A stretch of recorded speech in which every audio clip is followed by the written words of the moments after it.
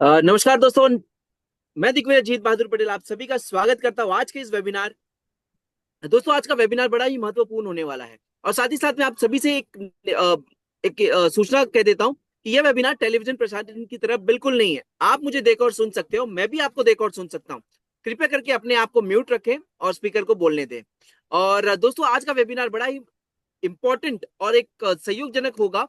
तो आप सभी से निवेदन है, बने रहे बिना किसी डिस्टरबेंस के। तो आशा करता हूं कि आप सभी प्रॉपर इंटरनेट कनेक्शन और नेटवर्क कनेक्शन पे हैं। और आज का वेबिनार जिसने मिस किया उसने बहुत कुछ मिस किया। दोस्तों ये रिकॉर्डिंग तो मिलेगा ही, बट लाइव सेशन देखने का एक मजा ही अलग होता है। और चलिए बिना किसी देरी के बुलाते हैं आज की speaker all the way from. मैं चाहता हूं कि इनको मैं डायरेक्ट बुलाऊं बिना हिंट दिए। तो मैं चाहता हूं कि doctor Ashish Ugle ji, over to you sir. Sir संदर्भ सर शेअर करा. Yes yes yes. धन्यवाद दिग्विजय सर. अ, आज के एक सेमिनार की नई कड़ी को जोड़ने के लिए आपने मुझे यहाँ पर आमंत्रित किया. और आज का हमारा जो सेमिनार का विषय है वो है कि बिल्ड फ्रॉम स्क्रैच, यानी बिल्कुल शून्य से निर्मिति. कहते हैं कि इस पूरे विश्व की निर्मिति ही शून्य से हुई है. तो भले भी हम हमारे यहाँ पर्सनल लाइफ हो या बाकी सभी चीज़ें हो, तो इसमें हमेशा बहुत सारे समय में ऐसे प्रसंग आते हैं या घटनाएं आती है कि हम बिल्कुल जीरो हो जाते हैं. तो यही पर हमारा सच्चा कैरेक्टर जो होता है वो हमें शो करना होता है. और हमें एक डिटर्मिनेंस दिखाकर जीरो से हीरो का एक सफर तय करना होता है नेक्स्ट. तो ऐसा ही एक सफर हम जो सेक्टर में काम कर रहे हैं बिजनेस सेक्टर में, तो इसमें दिखाने की जरूरत है. यानी बिल्ड फ्रॉम स्क्रैच, यानी बिल्कुल शून्य से भी परे अगर कोई चीज होगी तो इन सभी चीजों को समेटकर हमें एक विश्व की निर्मित करनी होगी. और आज का जो हमारा सेमिनार है इसमें हम कुछ पॉइंट्स देखने वाले हैं, उसको मैं हाईलाइट करूंगा. कि सबसे पहले हम इंट्रोडक्शन देखेंगे, बाद में चैलेंजेस, थर्ड लेवल पर हम ग्लोबल एग्जाम्पल देखेंगे, कुछ जो भारतीय सक्सेस स्टोरीज है यानी हमारे इंडिया की वो देखेंगे, फिर उसकी स्ट्रैटेजीज, कंक्लूजन और सिंक्रोनाइजेशन विथ एमसीएल. ये जो सबसे आखिरी पड़ाव होगा ये बहुत ज़रूरी और अहम पड़ाव होगा. तो जो पहला पड़ाव है उसकी ओर हम बढ़ते कि बेसिकली अगर हम जीरो से या हमारे पास कुछ भी संसाधन न होते हुए अगर हम बिजनेस खड़ा करने की बात करते हैं या बिजनेस को नए तरीके से शुरुआत करने की बात करते हैं, तो बिजनेस की लैंग्वेज में उसे कहा जाता है कि बूट स्ट्रैपिंग. बूट स्ट्रैपिंग यानी सरल भाषा में कहा जाए कि हमारा जो बूट होते हैं उसके लेस बांधकर हवा में उठना. यानी हमें अपने पैरों को यानी हमारा जो बेस है उसको मजबूत करके हमारे बिजनेस को ऊपर उठाना है, यानी इसको कहते हैं कि बूट स्ट्रैपिंग. और जो ऐसी बूट स्ट्रैपिंग होती है तो इसमें खुद का यानी जितना भी खुद के पास जो कुछ भी पैसा है या जो संसाधन है इसका पूरी तरह से इस्तेमाल करके इसका यूज करके हमें खुद का बिजनेस खड़ा करना पड़ता है. यानी सबसे पहले करना होता है कि खुद की पूंजी जितनी भी हो उतनी वो वहां पर लगानी चाहिए. इन्वेस्ट ओन, बहुत कम मिनिमम लोन लेना है, यानी बाय हैंड की लोन लेना है, बाकी ज्यादा खर्चा नहीं करना है. और जो कुछ भी होगा इक्विटी, कभी भी इसमें हम इक्विटी बेचने की सोचते नहीं है. तो इसमें हम क्या करते हैं कि जो ऑपरेटिंग कॉस्ट होता है वो ऑपरेटिंग कॉस्ट कम करते हैं.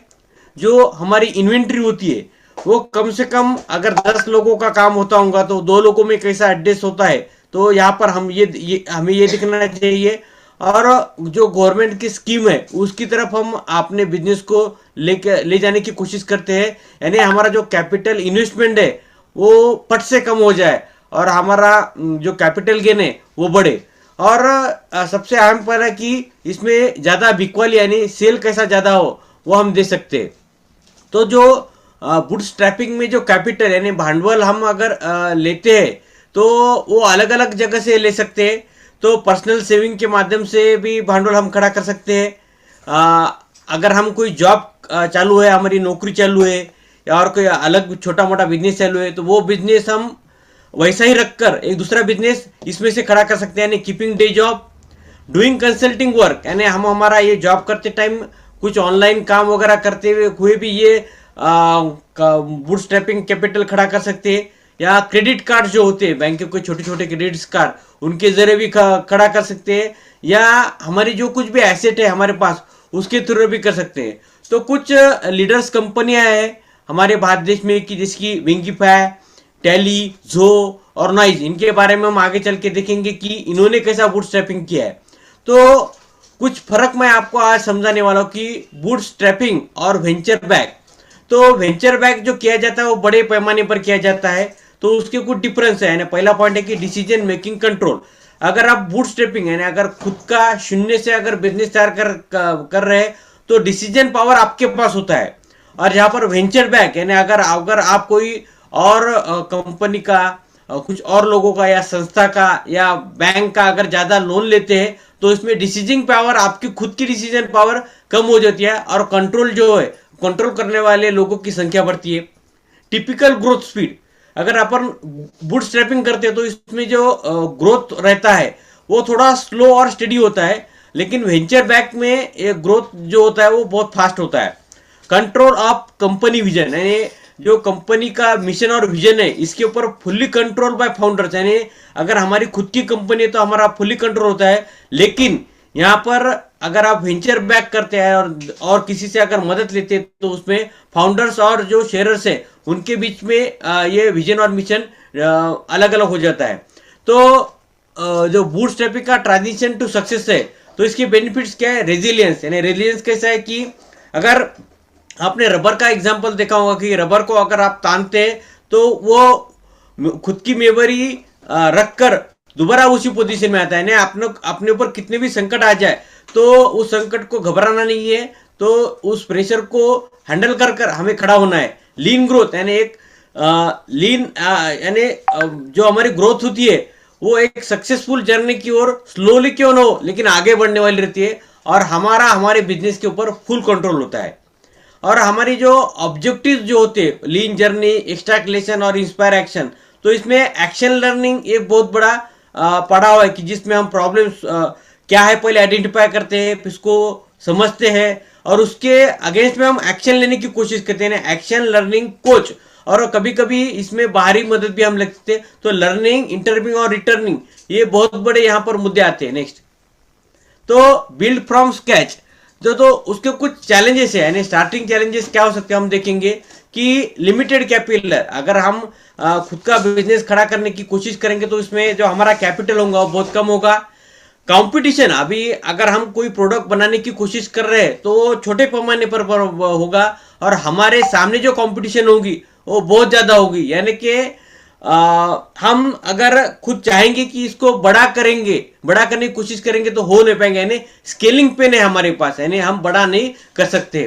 फाइनेंशियल कंट्रेस्ट, तो इस अगर हम बिजनेस हमारे खुद के पैसे से खड़ा करते हैं तो हम खुद के लिए सैलरी इसमें से नहीं निकाल सकते हैं।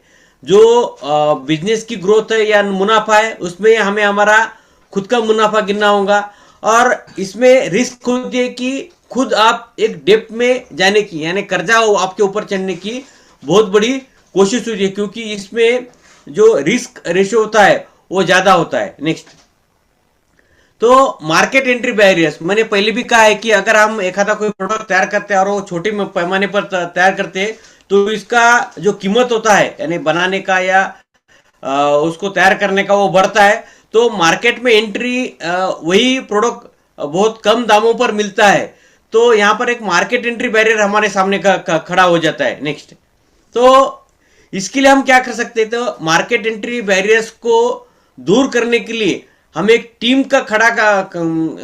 खड़ी कर सकते हैं कि जिसमें हमारा जो लो कॉस्ट है या फ्री एक्टिविटीज उसमें कर हम हमारा जो बिजनेस है वो ज्यादा से ज्यादा लोगों का हमारा प्रोडक्ट लेके जाए और उसको सेल करे।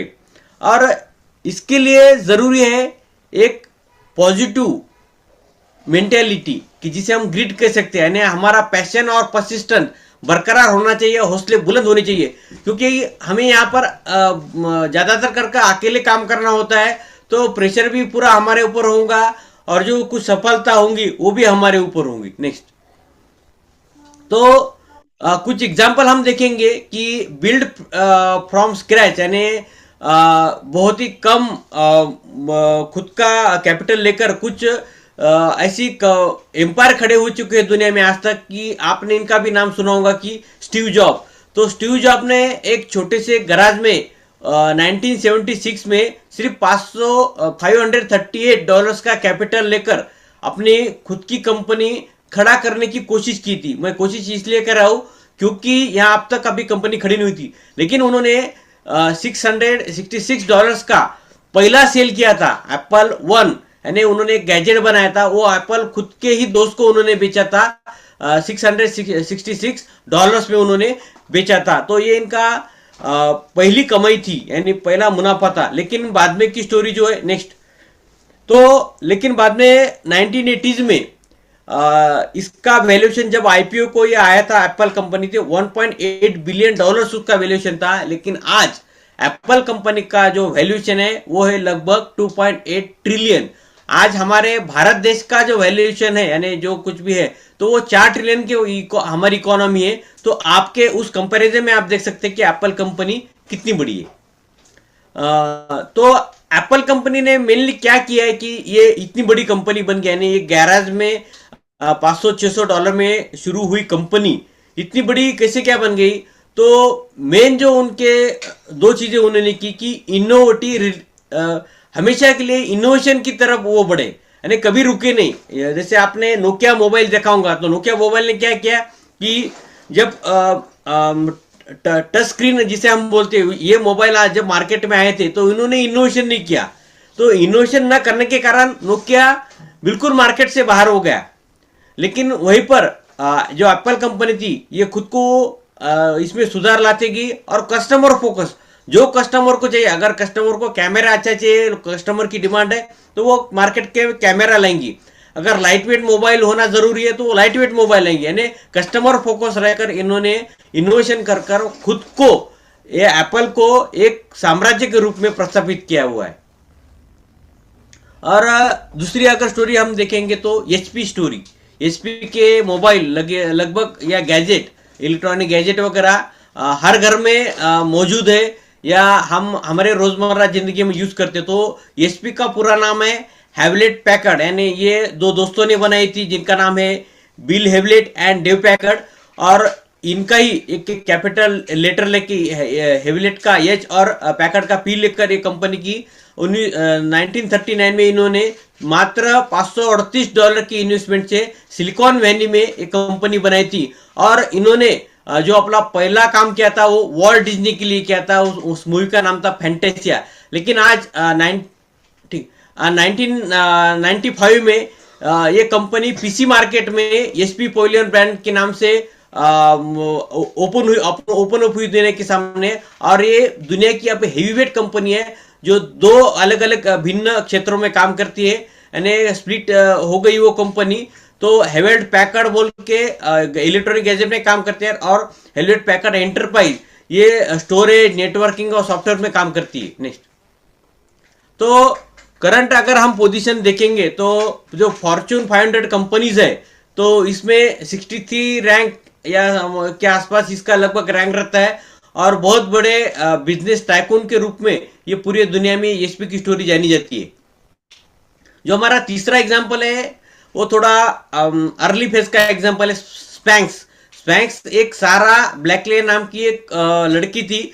इन्होंने खुद के बारे में सोचकर, जो पर्सनल नीड्स है इसको ध्यान में लाकर सिर्फ $5000 में खुद के सेविंग से एक छोटी कमाई की थी। नेक्स्ट, लेकिन इन्होंने क्या दिमाग लगाया कि जो खुद का एक प्रोडक्ट था, तो एक ग्रेट रिवॉल्यूशनरी एंटरप्रेन्योर है अमेरिका की ओपरा विनफ्रे, तो इनको एक अपना खुद का प्रोडक्ट सिर्फ एज अ गिफ्ट दिया था, और उन्होंने वो जो गिफ्ट था वो फेवरेट थिंग बोलकर पूरी दुनिया के सामने रखा। तो यहाँ पर जो स्पैंक्स कंपनी थी, तो इसका मुनाफा और सेल दोनों भी इतने ज्यादा बढ़ गए कि आने वाले समय में स्पैंक्स एक ग्लोबल लीडर या मार्केट में एक बहुत बड़ा नाम कंज्यूमर एपरल यानी एक डोमिनेंट प्लेयर आने वाले समय में बन गया।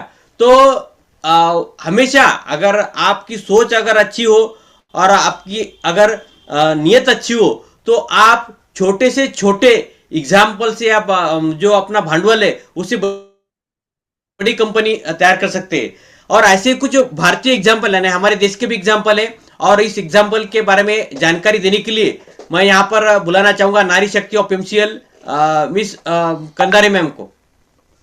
Thank you sir.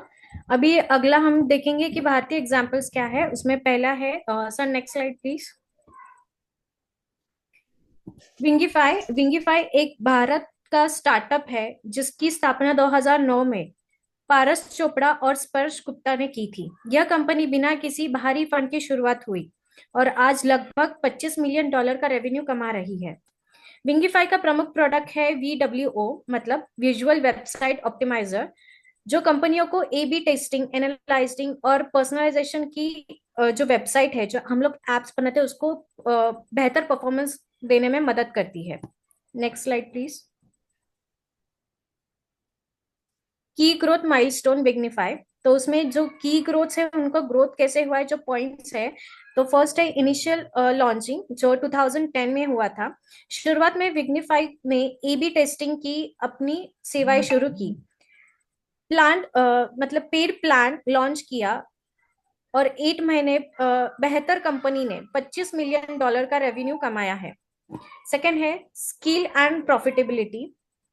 विग्निफाई ने बिना किसी बाहरी फंड के लगातार 10 वर्षों से अधिक समय तक मुनाफा में रहने की रिकॉर्ड ब्रेक रखा है। सेकेंड है रेवेन्यू माइलस्टोन।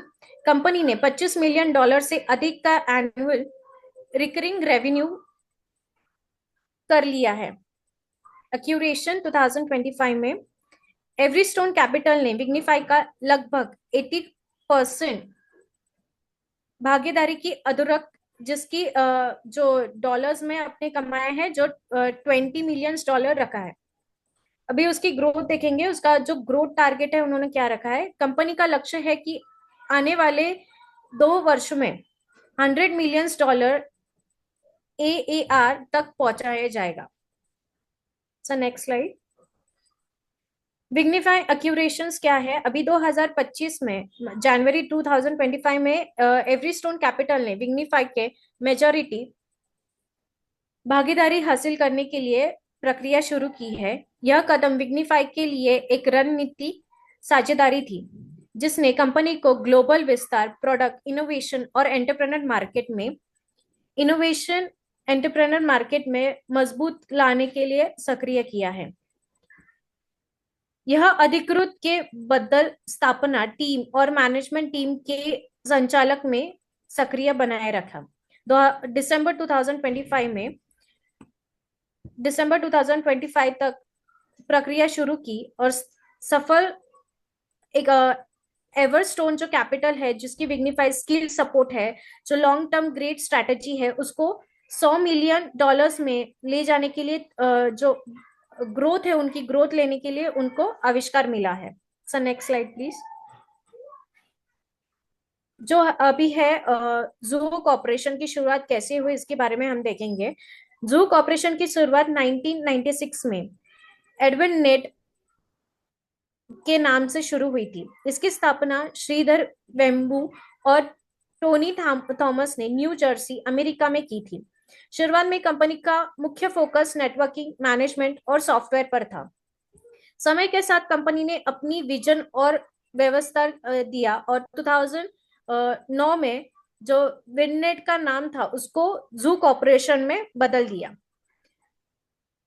इसके बाद जू ने क्लाउड आधारित बिजनेस एप्लीकेशन की स्थापना एक आज जो दुनिया भर जो नेटवर्किंग है, जो पॉपुलेशन है, वो जू कॉर्पोरेशन की वजह से है। नेक्स्ट है जो अभी जो जू कॉर्पोरेशन है उसके भारत सरकार की महत्वपूर्ण हिस्सेदारी में है, जिसके लगभग 12 लाख केंद्र सरकारी कर्मचारी ईमेल और ऑफिस सूट सेवाएं जू corporation as a work place वो प्रदान करते हैं।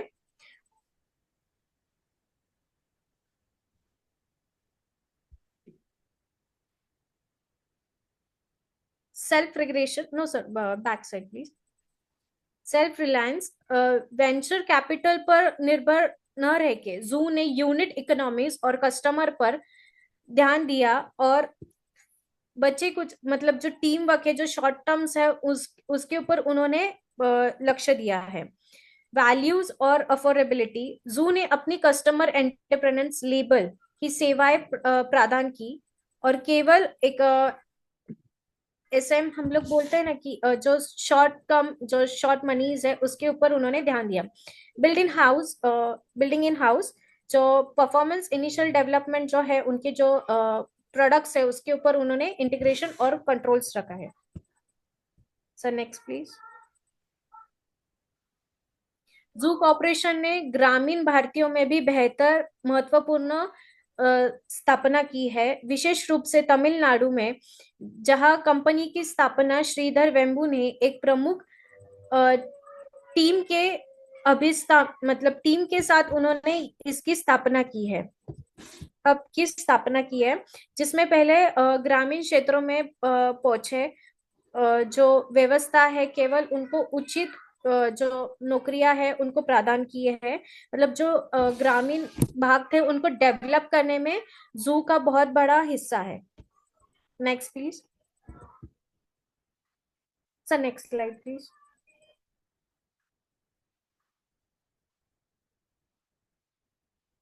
Sir next slide please.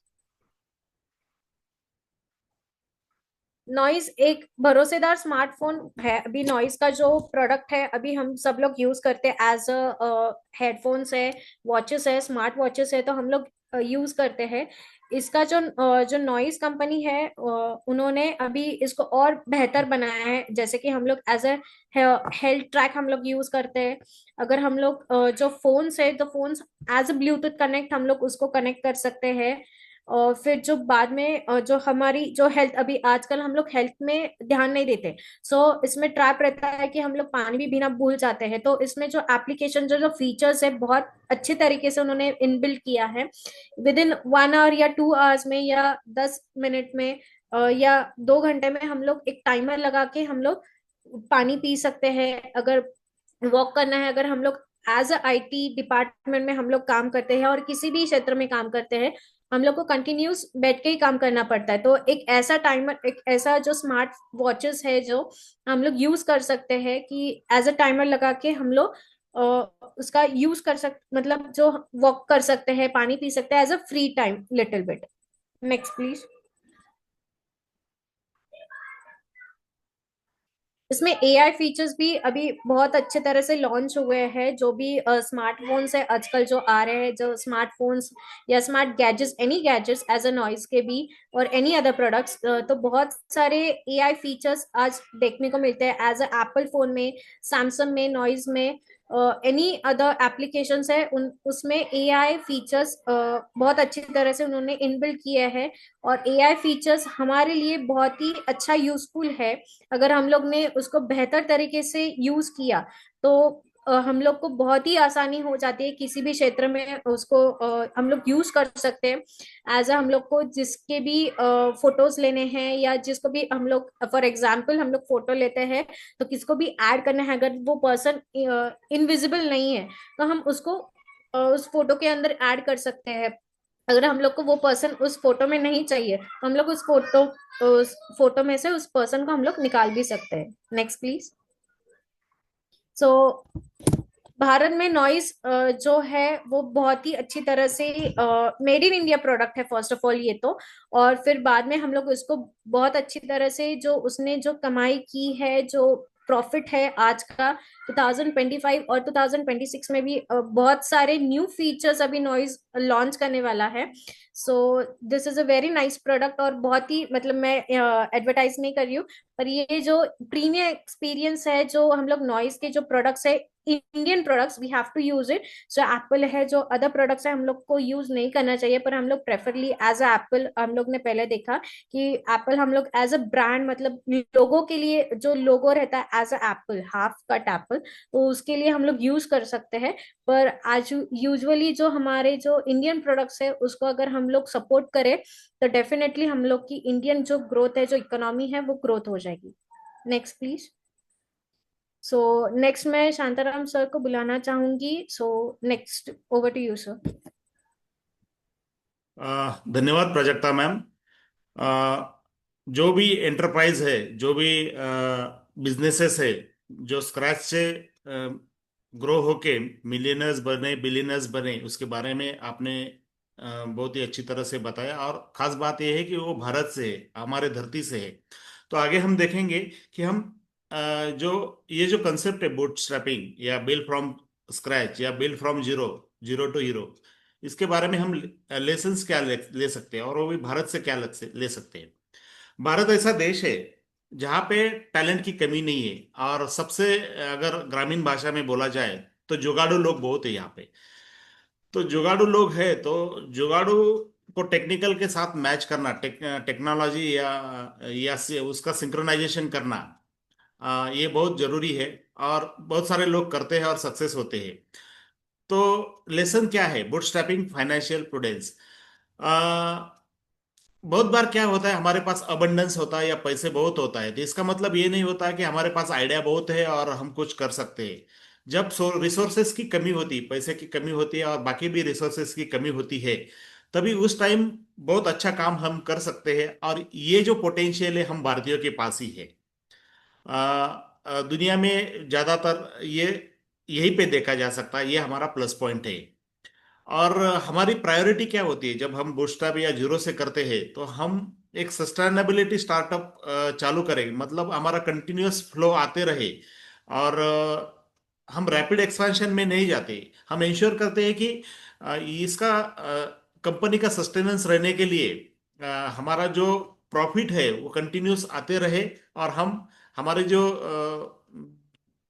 जो भी एक्सपेंसेस है वो निकलते रहे और हम जिंदा रहे। दूसरा है डीप कस्टमर अंडरस्टैंडिंग। अभी हमारे भारतीय समाज में या भारतीय उद्योगपति में जो भी नए दौर से हम देख रहे हैं, उसमें ये जागरूकता आ गई है कि हमें वेस्टर्न के जो मॉडल्स हैं उनकी रिप्लिका नहीं करनी, हमारे जो लोकल प्रॉब्लम्स है उनको समझना है। और लोकल प्रॉब्लम्स को समझकर उसके सॉल्यूशंस हम क्या कर सकते हैं, क्या दे सकते हैं, और उसको उस स्पेसिफिक प्रॉब्लम को आइडेंटिफाई करके उसका सॉल्यूशन डिफरेंट वे में हम कैसे दे सकते हैं, इसके ऊपर हम जरूर फोकस करेंगे, या करते हैं या हम भी करेंगे, ताकि हम एक अच्छा सा मार्केट पकड़ सके और उसमें से मुनाफा कमा सके। उसके बाद है कि ह्यूमन विल ओवर कैपिटल। इसका एनालॉजी हमारा एमसीएल के साथ भी जुड़ता है। कैसे? हमेशा पैसा है या हमारे पास बहुत ही कैपिटल अच्छा है, इससे काम नहीं होता। इस टीम में, या जो भी टीम है, मतलब बूटस्ट्रैपिंग या सेल्फ वेंचर वाली, सेल्फ फंडेड वेंचर वाली छोटी सी टीम होगी या बड़ी सी टीम होगी, उसमें यही होता है कि हमारा विल पावर क्या है, हमारे पास जो लोग है, जो टीम है, उसके विचार क्या है। उसके विचार और एटीट्यूड अगर अच्छा होगा तो पैसा सेकेंडरी हो जाता है। वहां पैसा ऑफकोर्स जरूरी है, लेकिन एटीट्यूड और जो थिंकिंग है ह्यूमन पावर की, वो बहुत इंपॉर्टेंट है। Street smart approach. Street smart approach ये है कि हम थेरोटिकली बहुत बहुत कुछ पढ़ते हैं, बहुत सारे आईआईटी आईआईएम में लोग पढ़ के आते हैं, लेकिन बहुत बार मैंने भी देखा है, इंडस्ट्री में मैंने भी काम किया है और आपने भी देखा होगा कि बहुत सारे कॉम्प्लेक्स प्रॉब्लम्स के लिए एक छोटे से सॉल्यूशंस रहते हैं। और वो सॉल्यूशन ऐसा नहीं है कि आईआईटी वाला या आईआईएम वाला या बहुत बड़ा मैनेजर देगा, नहीं। कोई भी जहाँ पे रेगुलर जॉब, जहाँ वो आदमी काम करता है, वही वो सॉल्यूशन देता है। इसलिए हमारे टाटा मोटर्स में भी एक सजेशन स्कीम थी कि आपके यहाँ पे जो प्रॉब्लम्स है उसके बारे में आप सजेशन क्या दे सकते हो? और उस सजेशन का बढ़िया सा हर महीने रिव्यू होता था और उसके लिए प्राइस भी दिए जाते थे, जो बेस्ट सजेशंस है, और उसके जो सजेशंस है वो इम्प्लीमेंट किए जाते थे, ताकि हर जगह पे जो भी माइनर या मेजर प्रॉब्लम हो वो निपट जाए या सॉल्व हो जाए। हमारे पास रूरल रूरल टैलेंट की बिल्कुल कमी नहीं है, हमारे पास बहुत अच्छा रूरल टैलेंट है। और जो कॉरपोरेशन, जैसे अभी प्राजक्ता मैम ने बताया, श्रीधर वेम्बू जी ने एक डिसेंट्रलाइज मॉडल बहुत अच्छा सा खड़ा किया है, और वो इतना पोटेंशियल मॉडल है कि भारत सरकार अगर कल माइक्रोसॉफ्ट या भारत के बाहर के जो लोग हैं वो सर्विसेज देना बंद भी किया, सॉफ्टवेयर सर्विसेज, तो ये जो जो कॉरपोरेशन जैसा जो ऑर्गेनाइजेशन है वो बिल्कुल भारत गवर्नमेंट को भी सपोर्ट कर सकता है, इतनी ताकत वो रखता है। क्योंकि भारत के लिए क्या चाहिए ये सब वो उनका टैलेंट जानता है, वो जानते हैं, और उस टाइप से उन्होंने जो प्रोडक्ट है सर्विसेज है वो डिजाइन किए हैं, और उनकी जो कॉस्ट है कस्टमर को वो बहुत ही कम है, बहुत ही कम है। और इसकी वजह से बहुत ही कॉम्पिटिटिव है, और स्किल बेस्ड हायरिंग है। जैसे मैंने कहा कि स्किल अगर है उनको, उनमें एक स्पेशलिटी है तो हम हायर कर सकते हैं। जरूरी नहीं है कि वो एक बड़ी इंस्टीट्यूट से ही चाहिए, वो चाहे इंटीरियर पोर्शन का भी हो। और भारत में ये संभावना अभी बहुत बड़ी है, टायर 2 सिटी और टीयर 3 सिटी, इसमें बहुत ही संभावना है कि इनोवेटिव जो टेक्निकल हब्स है ऐसे क्षेत्रों में आ जाए। और एमसीएल का भी सपना यही है कि ग्रामीण भारत से शुरुआत की जाए। बहुत बार मैं बोलता हूं कि इस क्षेत्र में हम काम कर रहे हैं, तो लोग पूछते हैं कौन से सिटी में आपका प्रोजेक्ट है, तो मैं बोलता हूँ सिटी में नहीं है, गांव में है, और वो भी इंटीरियर में जहाँ से हम शुरुआत करने वाले। तो ये कैसा हो पाएगा? तो हमें ड्रीम बिग, मतलब बड़ा सपना देखना होगा, और जो ऑफकोर्स हम देख रहे हैं। और benchmarking outside of your industry, अगर आपको कुछ प्लान करना है या बेंचमार्क करना है तो आपके इंडस्ट्री के बाहर भी आपको देखना पड़ेगा, जहां पे आपको बहुत सारे प्रॉब्लम्स के सॉल्यूशंस मिल सकते हैं। और जो भी कंस्ट्रेंट है, डिफाइंग कंस्ट्रेंटिंग अजम्पशंस, जो भी उसमें प्रॉब्लम आएंगे और डिफरेंट डिफरेंट वे से आप सॉल्व कर सकते हो। आपका जो टीम है और इंडस्ट्री के बाहर अगर आप बेंचमार्क करेंगे तो ये बहुत जल्दी आपका सॉल्व हो सकता है। और हर टाइम आपको रेडीमेड सॉल्यूशन नहीं मिलेगा, आपको स्पेशल, जैसे बोलते हैं ना स्पेशल पर्पस मशीन, तो स्पेशल पर्पस सॉल्यूशन भी आपको डेवलप करना पड़ेगा उस प्रॉब्लम के लिए। और ये सब जो 4 स्टेप्स है उनको एक साथ लाके जो सॉल्यूशन निकाला जाए उसको बोलते हैं क्रिटिकल थिंकिंग। ये हमें करना जरूरी होगा, तभी हमारा जो बूट स्ट्रैपिंग जो कंसेप्ट है या जो भी स्टार्टअप का कंसेप्ट है वो सक्सेसफुल हो जाएगा। हमें इसके लिए स्ट्रैटेजी क्या सीखनी होगी, क्या लर्न करना होगा? तो इसका जो फंडिंग है, फंडिंग हम अ, कैसे करें? एक तो सेल्फ फाइनेंस होता है, जैसे आशीष जी ने बताया कि डिफरेंट डिफरेंट टाइप कैसे होते हैं। लेकिन ये फंडिंग जो होती है इसमें रिवेन्यू आना बहुत जरूरी होता है, क्योंकि वो फ्यूल होता है वो ऑर्गेनाइजेशन चलाने के लिए। अगर फंडिंग नहीं आएगा, मतलब रिवेन्यू नहीं आएगा, तो ये ऑर्गेनाइजेशन आगे नहीं चलता सकता है। तो फंडिंग आने के लिए हमारे ऑपरेशंस कैसे चाहिए? लीन ऑपरेशंस चाहिए। लीन लीन मतलब एकदम सपाट, या जमीन पर बिखरे हुए नहीं, जमीन पर लेटे हुए। मतलब उनकी जो कॉस्ट है वो आसमान की तरफ नहीं जाना चाहिए बिल्कुल। उनकी जो कॉस्ट है वो जमीन पर सोई हुई चाहिए, मतलब कम से कम चाहिए। जो भी वेस्टेज है, जापानीज लोग इसमें बहुत सारा संशोधन करके लीन ऑपरेशन में क्या मेथोडोलॉजी है उसका एक सेपरेट, उनका एक बुक्स है, ट्रेनिंग्स है लीन ऑपरेशन के ऊपर वो। और बड़े बहुत सारे कंपनी में वो सिखाते भी है कि लीन ऑपरेशंस कैसे करना चाहिए। और जो फाइनेंसिंग स्ट्रेटेजीज है, जो आप लिमिटेड रहते हो, बूटस्ट्रैपिंग अगर सेल्फ फंडिंग वेंचर अगर है आपका, तो आपको लिमिटेड एक्सेस होता है, तो आपको स्ट्रेटेजी बनानी पड़ेगी कि कहाँ से आप फंडिंग ला सकते हो। और उसमें कुछ चैलेंजेस आएंगे, तो चैलेंजेस को आपको पहले ही तैयार रहना पड़ेगा। आपने ये भी देखा होगा कि कई सारे एग्जांपल ग्लोबल और इंडियन बताए, तो कुछ लोगों ने वेंचर कैपिटलिस्ट से मदद भी ली है, तो उसको हाइब्रिडाइजेशन करते हैं। और हमारा जो एमसेल का मॉडल है, ना ही वो वेंचर कैपिटलिस्ट का है, ना ही वो बूटस्ट्रैपिंग का है, ये वो that is a hybrid model.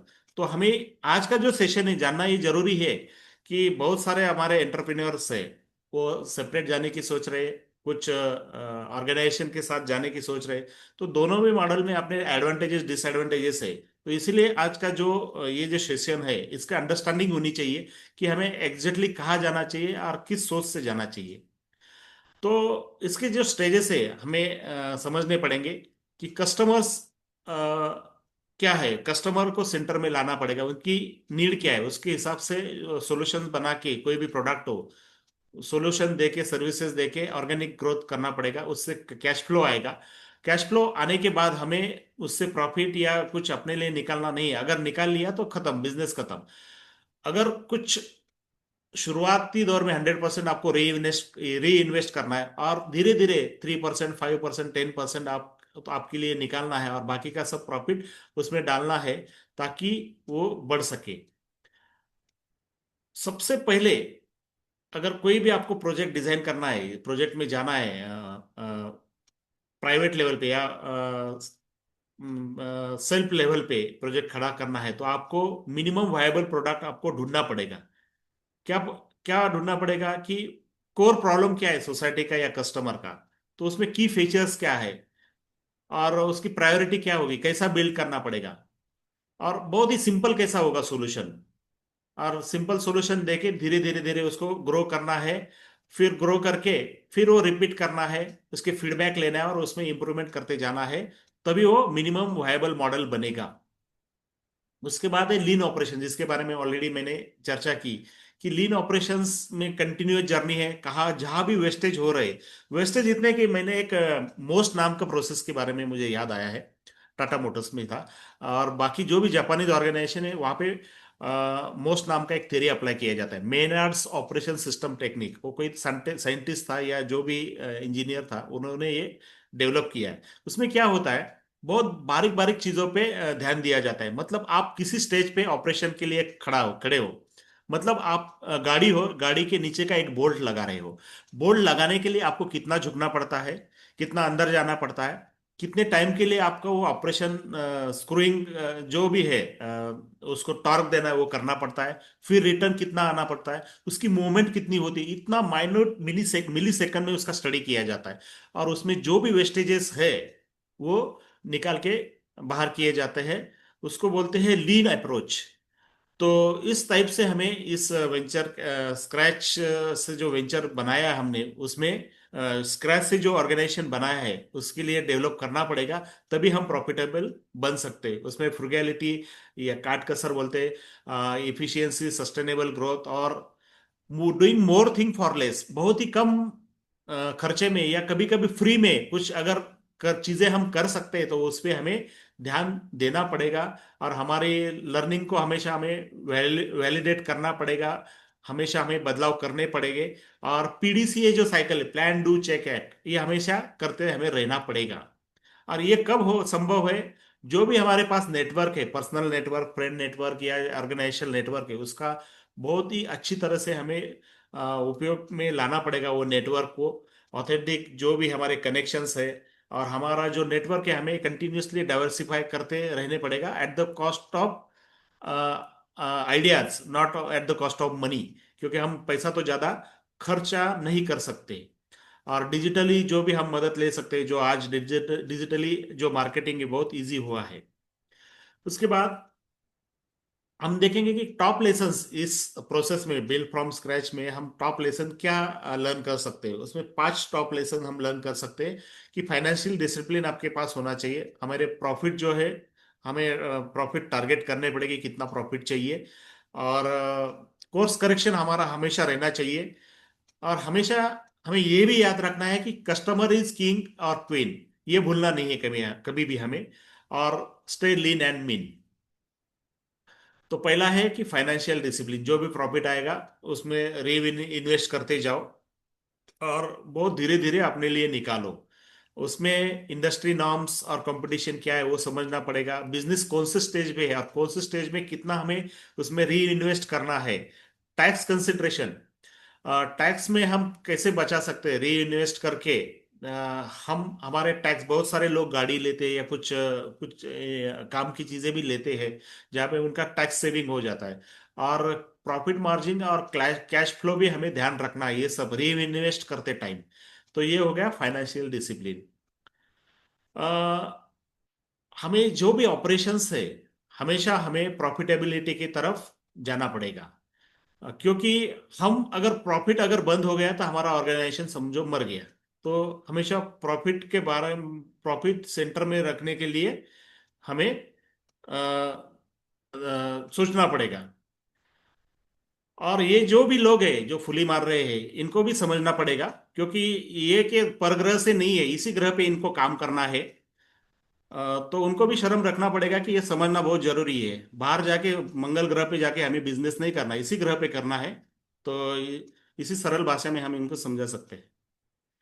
Learn to course correct. हमेशा हमें हमेशा हमें कोर्स का करेक्शन करना है, कंटिन्यूअस लर्निंग हमें करना है। फीडबैक लेके हमें रिपीटेशन करना है, और रेजिलियंट टीम का बिल्टअप हमें करना है।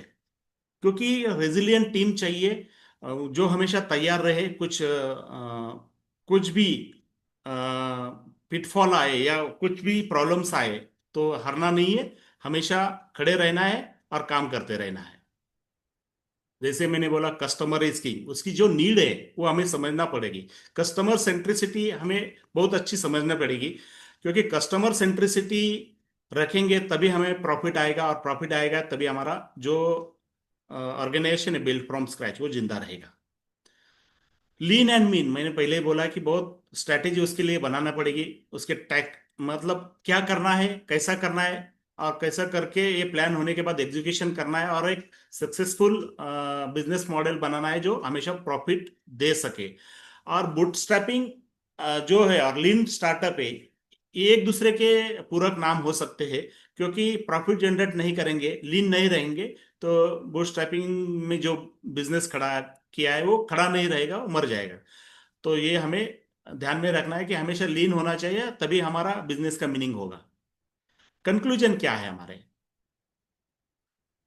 Matrix to monitor. कुछ चीजें हमेशा मॉनिटर हमें करनी पड़ेगी, जैसे बड़े ऑर्गेनाइजेशन में भी करनी पड़ती है, लेकिन छोटे ऑर्गेनाइजेशन में पूरी हमारी जिम्मेदारी होती है। तो जो हमारा कैश फ्लो है, इन कैश और बर्न कैश, इसका रेशियो हमें मेंटेन करना पड़ेगा। क्योंकि आ कम रहा है और हम बर्न ज्यादा कर रहे हो तो मतलब बिजनेस ठप हो जाएगा। कस्टमर एक्विजिशन की कॉस्ट कम से कम होना चाहिए, ये हमें ध्यान रखना पड़ेगा। पे बैक पीरियड कितना है हमारे इन्वेस्टमेंट का, वो भी ध्यान रखना पड़ेगा। प्रोडक्ट लाइफ साइकिल क्या है, उसकी लाइफ टाइम वैल्यू क्या है, उसके ऊपर भी ध्यान देना पड़ेगा। ग्रॉस मार्जिन कितना है, और फाइनल हमारा मार्जिन कितना है, और मंथली एक्सपेंसेस कितने हैं, और सबसे इंपॉर्टेंट कस्टमर सेटिस्फैक्शन, उसका एक्विजिशन एंड रिटेंशन, उस पर हमें ध्यान देना है। ये कुछ कंपैरिजन से, मतलब स्टार्टअप कैपिटल और मतलब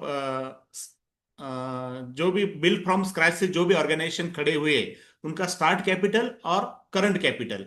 जैसे स्पेसएक्स के बारे में आशीष जी ने बताया कि $100 मिलियन से स्टार्ट करके आज $125 बिलियन का उनका साम्राज्य है। जो कॉरपोरेशन वो हमेशा प्राइवेट इक्विटी एंजॉय करना चाहते हैं, वो नहीं चाहते कि बाकी का स्टेक होल्डर का प्रेशर हो, वो अपने हिसाब से काम करना चाहते हैं। और वैसा भी एक ऑर्गेनाइजेशन खड़ा किया जा सकता है, लेकिन बहुत ही डिसिप्लिन होना पड़ता है। आज उनका जो कैपिटल है, 40,000 करोड़ का वैल्यूएशन की एक कंपनी है, लेकिन उनका कहना है कि मैं कभी कोई स्टेक नहीं बेचूंगा, और जो भी है मेरी सर्विसेज इस देश के लिए मैं हमेशा देता रहूंगा। और डिफरेंट डिफरेंट ये है, जीरोदा जैसा है 87,750 100 का जो कैपिटल है, बहुत ही कम इसमें शुरू किया था। ये कंपैरिजन से बहुत सारे लोग हैं एक वैल्यूएशन पे आ गए तो बेच डालते हैं कंपनी। जैसे शाम सर ने बोला कि बहुत सारे लोग इसीलिए कंपनी खड़ा करते हैं कि बहुत अच्छा वैल्यूएशन में लाके उसको बेच सके।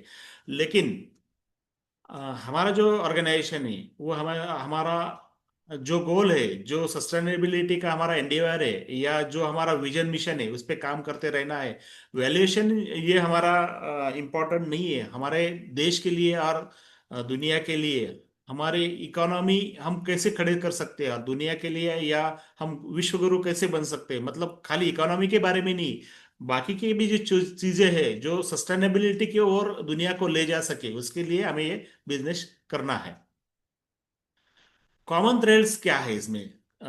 मतलब जो कॉमन धागे हैं सबके लिए, हमें आइडिया बिल्डअप करना है, उसके एग्जीक्यूशन करना है, और अडेप्टेबिलिटी हमेशा रखनी है हमें, क्योंकि इनोवेशन, फ्लेक्सिबिलिटी और कंटिन्यूअस लर्निंग हमें रखना है।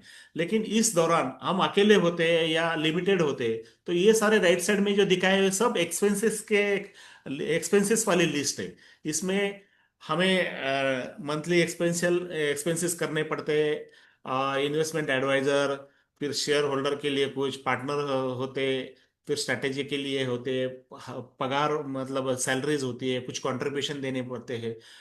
तो हमारा विजन, एग्जीक्यूशन और अडेप्टेबिलिटी हमेशा ऐसी होनी चाहिए कि हमेशा हम प्रॉफिट में रहे और ये ऑर्गेनाइजेशन को जो बिल्ड फ्रॉम स्क्रैच है उसको आगे बढ़ाते रहे। फेमस कोट है बड़े हस्तियों के,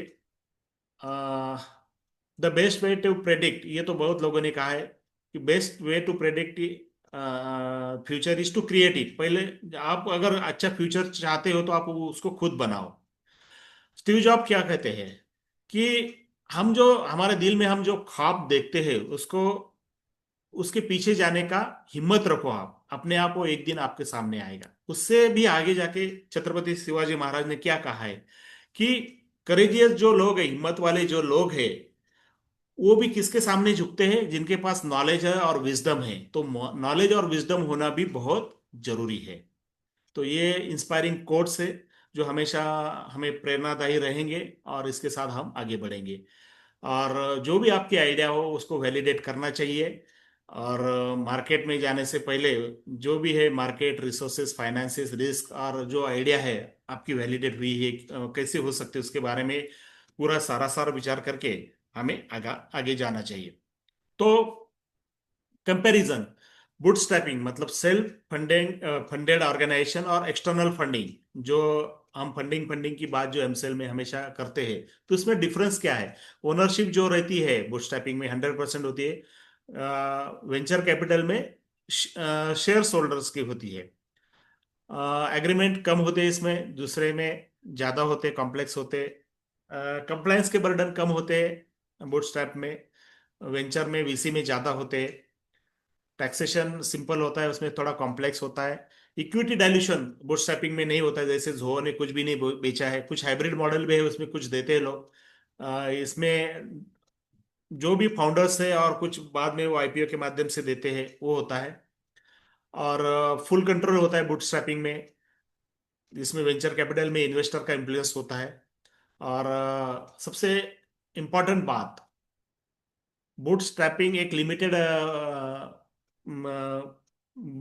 फंडिंग खड़ा कर सकता है। लेकिन ये जो वेंचर कैपिटल है उसमें बहुत सारा पोटेंशियल होता है कि लार्ज स्केल इन्वेस्टमेंट वो ला सकता है, और बहुत ही बड़े पैमाने में बिजनेस को लेके जा सकते हैं।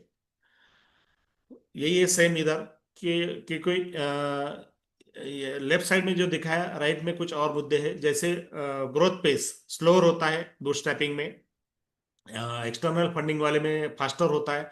रिस्क जो है, रिस्क लेवल जो बूटस्ट्रैपिंग में हायर होती है फाइनेंस की, इसमें एक्सटर्नल फंडिंग वीसी वाला जो होता है वो शेयर्ड रिस्क होती है, कम होती है। आपको जो काम करना है वो खाली ऑपरेशंस एंड मार्केटिंग जो भी है, बाकी कुछ भी अगर फंडिंग के लिए रिस्क आ जाए तो वो शेयर्ड वे में होती है। और फ्लेक्सिबिलिटी ऑफ ऑपरेशन अगर देखा जाए तो greater flexibility of operation bootstrapping में रहती है। एक्सटर्नल फंडिंग में इन्वेस्टर या जो भी वेंचर कैपिटलिस्ट है उनके हिसाब से होता है। तो जो भी हमने अभी तक देखा है कि बहुत सारे लोग, मैंने पहले भी कहा कि इंटरेस्टेड है कि प्राइवेट जो भी प्रोजेक्ट है खड़े करने चाहिए और हम कर सकते हैं, तो बिल्कुल करें। और मैंने जो कहा है कि ये जो मॉडल है हमारा एमसीएल का, ये एक हाइब्रिड मॉडल है। इसमें बिल्ड फ्रॉम स्क्रैच या प्राइवेट फंडिंग वाला भी आएगा और एमसीएल वाला भी आएगा, क्योंकि एमसीएल भी है लेकिन ग्राउंड लेवल पे हमें बहुत सारी चीजें हमें हमारे लेवल पे करना है। तो हमें हमारे अगर लेवल पे करना है तो हम उसमें खर्चा कैसे बचा सकते हैं? बिल्ड फ्रॉम स्क्रैच से जो भी लर्निंग से हम वो यहाँ पे अप्लाई कर कैसे कर सकते हैं? और ओनरशिप भी डेफिनेटली हमारे पास बहुत कुछ है।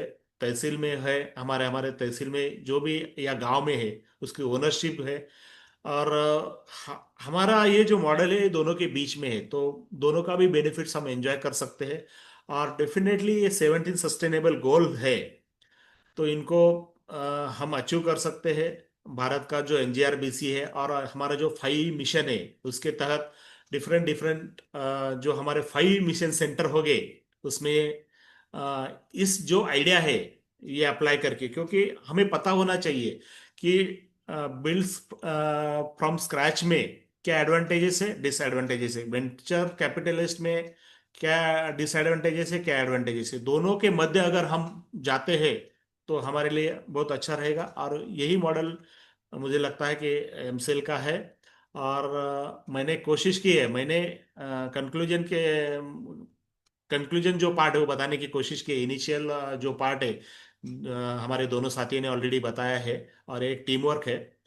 तो मुझे उम्मीद है आप लोग समझ गए होंगे कि बिल्ड फ्रॉम स्क्रैच में हम क्या क्या चीज़ें हमें ध्यान रखना होगा, और एमसीएल के साथ काम करने के लिए इसका हम कैसा उपयोग कर सकते हैं। ये छोटा सा पार्ट समझाने की मैंने कोशिश की। इसमें बहुत सारे मुद्दे हैं। तो एक बार आपको इसका इनिशिएशन समझ में आए तो आप बाकी की भी चीज़ें खोज सकते हो। तो इसी के साथ ये जो सेशन है इसको मैं विराम देता हूँ, और आपको सबको धन्यवाद कहता हूँ, और बढ़ते हैं अगली सेशन की ओर। तो मैं पहले इनवाइट करूंगा अपनी बात रखने के लिए बिहार से श्री प्रियेश जी को। इस ये भी आपका एक चहेता विषय है जो मुझे मालूम है, तो आप इसके बारे में 2 शब्द बोल सकते हैं, प्रियेश जी।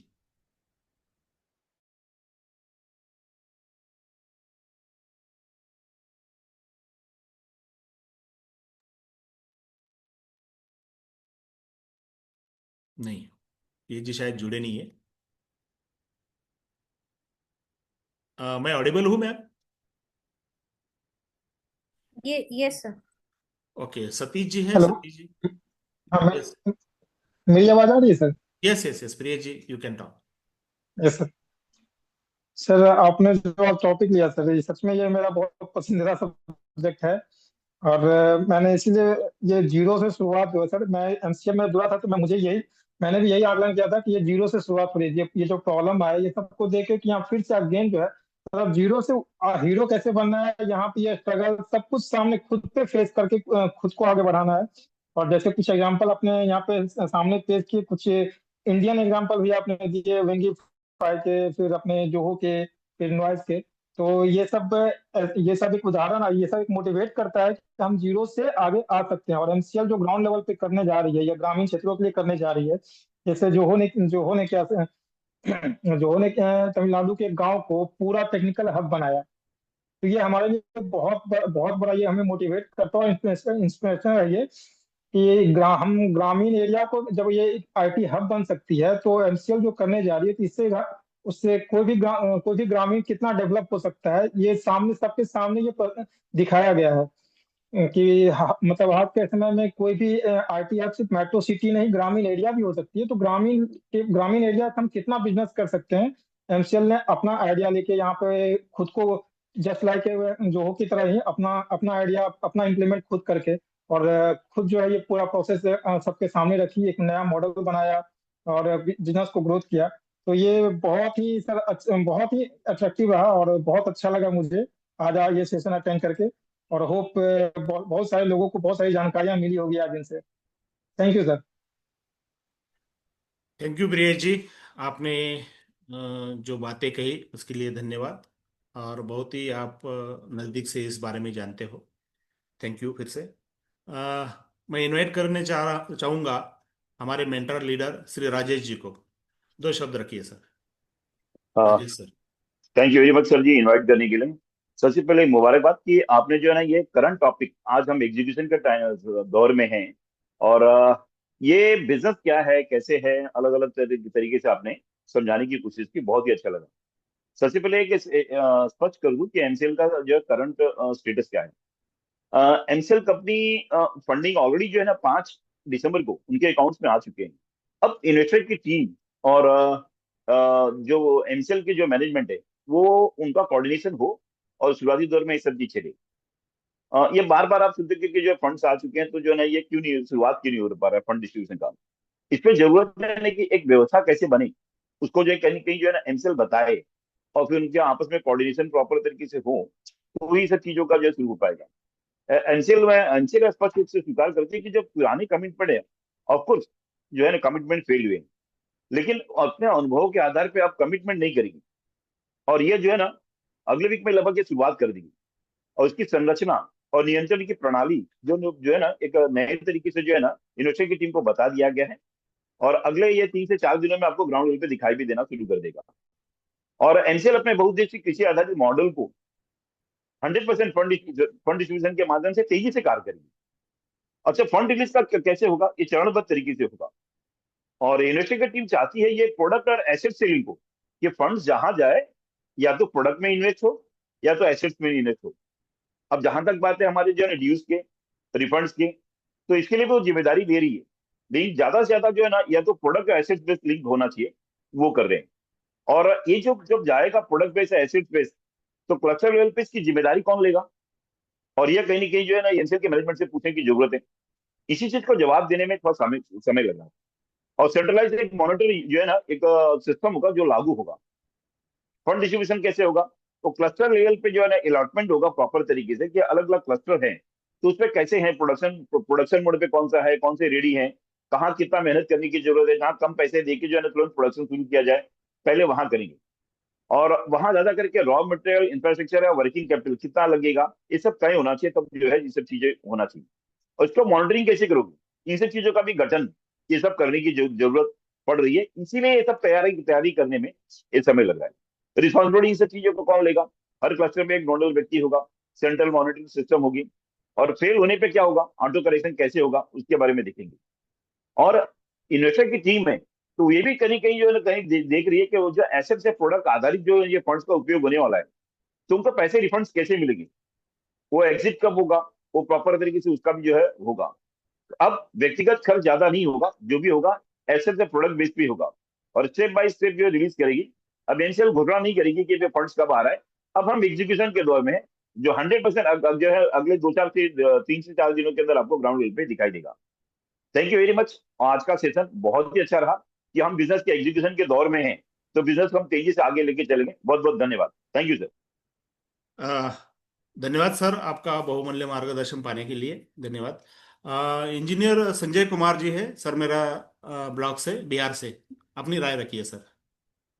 Sanjay Kumar ji. Thank you sir, thank you, आपने बुलाया सर। और आज का जो टॉपिक बहुत ही पसंदीदा, मेरे मन के लायक था, और बहुत कुछ सीखने को मिला आप तीनों वक्ताओं के द्वारा, बहुत ही लाजवाब। और ये जो हमारा जो आज जो अनुभव मिला आपके माध्यम से, ये आने वाले समय में एमसीएल के साथ कंधा से कंधा मिलाकर चलने में बहुत सहायक होगा।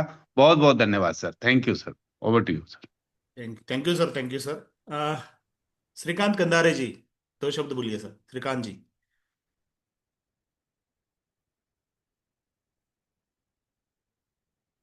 श्रीकांत कंदारे सर, महावर तहसील।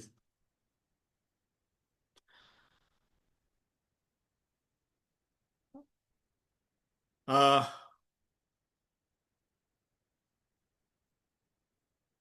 ठीक है, श्रीराम दायगुड़े सर, खंडाला तहसील से। श्रीराम सर। सर मी ड्रायव्हिंग चालवतो, ड्रायव्हिंग ओके चालवतो. सर, ओके सर, आवाज येतो? Okay. Hello sir. Sambhaji Tupe. हा, मीटिंग ऐकत होतो मी, यस ड्युटीवरून यस आलो. यस यस हा, सर, तर बोलिए बोलिए मी बोलिए आता सर। घरात आलो. यस सर, बोलिए। आणि आता माझ्याकडे काय ऐकण्यान काय आहे ना विषय, तर प्रोजेक्ट तर बोलेल काय तिने कंटिन्यू केली. Yes okay. Yes yes, okay sir.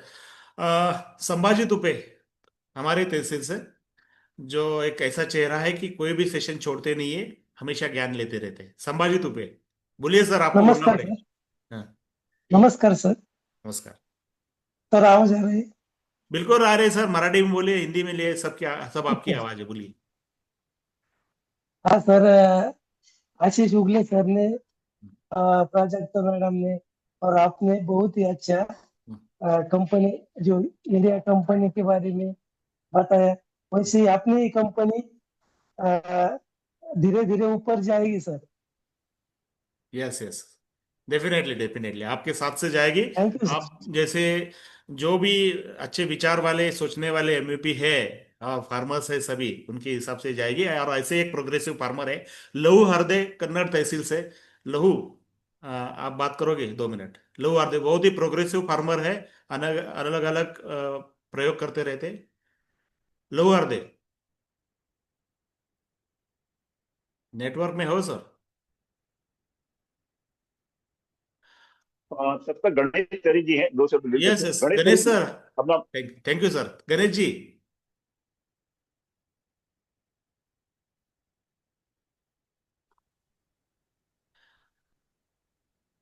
नमस्कार नमस्कार। यस सर, बोलिए। सब सबको नमस्कार और सभी को प्यार भरा प्रणाम। अभी 2-3 दिन में अपना एमसीएल का कार्यक्रम शुरू हो जाएगा। आप लोग सब लोग निश्चिंत रहिए। और जिस तरह से आज तक आप लोगों ने जो एमसीएल के ऊपर विश्वास बनाए रखा, वैसे ही कायम रखिए और आगे भी हम लोग एमसीएल के साथ में ऐसे ही खड़े रहेंगे। मैं जरा थोड़ा बाहर हूँ, मैं ज्यादा नहीं बोल सकता, लेकिन मैं इतना ही कहूंगा कि हम लोग जो एकता से खड़े एमसीएल के साथ में, डॉक्टर श्याम सर जी के साथ में, ऐसी ही एकता हमें बरकरार आगे भी रखनी है। और हमें आगे भी बहुत सारे जवाबदारियां मिलेगी, वो हमको सबको अच्छे से निभानी है। तो इसके लिए हम लोग सब मेंटली, फिजिकली सब फिट रहेंगे, इतना ही कहूंगा। और मेरे वाणी को यहाँ पे विराम दूंगा। जय हिंद, धन्यवाद सर। जय भारत, धन्यवाद। जय हिंद। धन्यवाद। और ऐसा एक व्यक्तिमत्व है मध्य प्रदेश से, जिन्होंने पूरे मध्य प्रदेश को समेट के रखा है एमसीएल के बारे में। और बहुत ही ग्राउंड स्तर पे बहुत ही उनको जानकारी है। और आज भी डटे हैं एमसीएल के साथ और खेत खलियान के साथ। हमारे प्यारे सुरेंद्र जी मौर्य, उनको मैं रिक्वेस्ट करता हूँ कि 2 शब्द बोले। Surendra Maurya sir. Sir, invite करने के लिए बहुत बहुत धन्यवाद। खास तौर से आशीष गुगले सर, प्राजक्ता मैम, संतराम जी, आप लोगों को मेरा कोटि कोटि धन्यवाद। इतने अच्छे सब्जेक्ट पे हमको बताया, सिखाया। और ऐसे ही लोगों से बहुत सारे लोगों में जानकारियां पहुंचती हैं, वो भी लड़ने के काबिल हो जाते हैं। मेरे जैसा कमजोर व्यक्ति अगर लड़ने के काबिल हो जाए तो मैं समझता हूँ पूरी इंडिया लड़ने के काबिल है। और इतना हम मानते हैं कि यहाँ पर जो लोग हैं, पहली बात पॉजिटिव है, दूसरी बात एकदम जिद्दी है, पीछे नहीं हटेंगे चाहे जो हो जाए। तो कहते हैं हठ से रगड़ करई जो कोई, प्रगट अनल चंदन से होई। अगर जिद करके हम ठंडी लकड़ी चंदन की रगड़ते हैं तो आग पैदा हो जाती है। हमें आग पैदा करने की जरूरत भी नहीं है। यहाँ पर जितने लोग हैं सबके अंदर आग नहीं, ज्वाला धधक रही है, ज्वाला। समय एकदम करीब आ गया है, उसके बारे में हमें ज्यादा नहीं सोचना है। कहते हैं बहु बीती थोड़ी रही, पल पल गई बिताए, एक पलक के कारणे कलंक काहे लग जाए। सब कुछ निकल चुका है, हम लोग सब कुछ झेल चुके हैं, सब कुछ बीत चुकी है, बस पल दो पल की बात है। इसके लिए अगर हम कलंक लगा लें तो अच्छी बात नहीं है। लड़ेंगे और जीतेंगे। और सभी लोगों को एक बार दिल से धन्यवाद। जय एमसीएल, जय हिंद। Thank you sir. धन्यवाद सर, धन्यवाद आपके बहुमूल्य मार्गदर्शन के लिए। और समय समाप्ति की ओर है, लेकिन उसके पहले मैं 2 नारी शक्तियां हैं जो हमेशा यहाँ पे रहती है। जो मुझे दिख रहा है वर्षा चौधरी मैम है। उन्होंने कभी इस मंच पे बोला नहीं, अगर बोलना चाहती तो बोले ma'am. Varsha Chaudhary ma'am. Hello sir. Yes ma'am, बोलिए। मेरा आवाज आ रही सर? यस यस, बिल्कुल। हाँ सर, अपने सब एमसीएल फैमिली को मेरा वर्षा चौधरी का प्रणाम। यस आपने जो आज सब जो हम लोग को कुछ ना कुछ बता रहे थे आज, तो वो बहुत अच्छा लगता है हम लोग को सुनने के लिए। कुछ ना कुछ सीखने के लिए मिलता है हम लोग को। ऐसे ही हम लोग को कुछ ना कुछ नया सीखने का मौका हमेशा मिलता रहे और हमारा एमसीएल का जल्दी से जल्दी काम होता रहे, और यही मेरी कामना है। नमस्ते सर। धन्यवाद मैम, धन्यवाद आपके दो शब्द के लिए। और आखिरी में मैं कहूँगा, अगर जया प्रभा मैम है नागपुर से तो वो दो शब्द कहे, नहीं तो फिर मैं होस्ट को रिक्वेस्ट करता हूँ कि ये मीटिंग क्लोज की जाए। जया प्रभा मैम है? क्योंकि नारी शक्ति का उतना ही हाथ है जितना हमारा है पुरुष शक्ति का, उसके सिवा ये कंप्लीट होना ही नहीं है, और बहुत ही ताकत से वो आज भी लड़ रही है। मैं रिक्वेस्ट करता हूँ हमारे होस्ट दिग्विजय जी को कि मीटिंग को समाप्ति की ओर लेके जाए। दिग्विजय जी।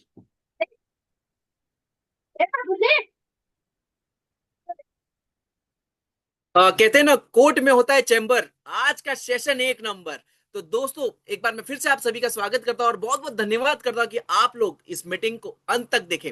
और धन्यवाद करता हूं उन सभी स्पीकर्स का, डॉक्टर आशीष जी, प्राजक्ता जी और संतराम जी। आप हर संडे एक नया मैसेज, एक नया दौर, एक नया संघर्ष कैसे किस तरीके से हमें लेके आना है। और आज का सेशन जो था कि कैसे स्क्रैच से आगे बढ़ना है, स्क्रैच से अगर गिरते भी हैं हम। दोस्तों, आज ये जो सेशन था ना, ये सेशन नहीं, ये एक हकीकत था हम सब के लिए। जैसे कि हम जिस तेजी से आगे बढ़े थे पहले, और फिर से हम थोड़ी सी मिस बोलते हैं ना कि थोड़ा मिस गाइडेंस की वजह से जैसे ही नीचे आए, और आज हम वापस से उसी दौर पर वापस पहुंच चुके हैं। पर अब जिस दौर से हम उठेंगे, और इस वक्त यकीन मानिए आगे दौड़ते जाएंगे और आगे दौड़ते रहेंगे, और इस वक्त पीछे नहीं मुड़ेंगे किसी चीज को भी लेकर।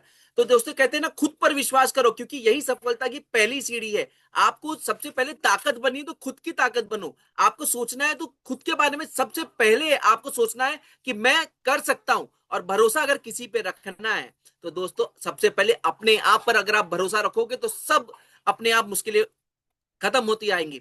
और साथ ही साथ सफलता पाने के लिए सबसे पहले हमें सबसे ज्यादा इंपॉर्टेंट क्या है? आत्मविश्वास होना बहुत जरूरी है। आपसे बेहतर, बोलते हैं ना कि आपसे बेहतर कोई नहीं है। और जी हाँ दोस्तों, और वैसे ही कहूंगा कि हमने पहल शुरू की है अपने तहसील में, जो बड़ा ही बोलते हैं ना कि महत्वपूर्ण चीज है, कि ये हर किसी के बस की बात नहीं है। बोलते हैं ना कि जो गिर गया वो हार गया, जो उठा वो भागा, जो चला वो दौड़ा ही है। तो दोस्तों, इसी के साथ मैं आप सभी का ज्यादा समय नहीं लूंगा। तो दोस्तों, कुछ लोग जैसे अंतिम में जुड़े होंगे, आप लास्ट में सेशन जुड़े होंगे, तो आपको पूरा मीटिंग अगर आप सुनने नहीं मिला होगा तो आपको बेफिक्र करने की बिल्कुल भी जरूरत नहीं है, बेफिक्र रहिए।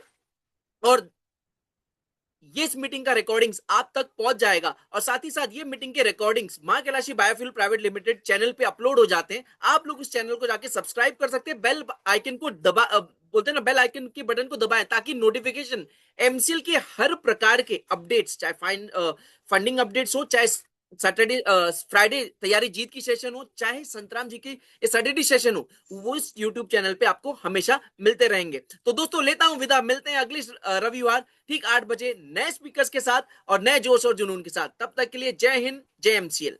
और ये घोषित करता हूं, आज का वेबिनार यही समाप्त हुआ।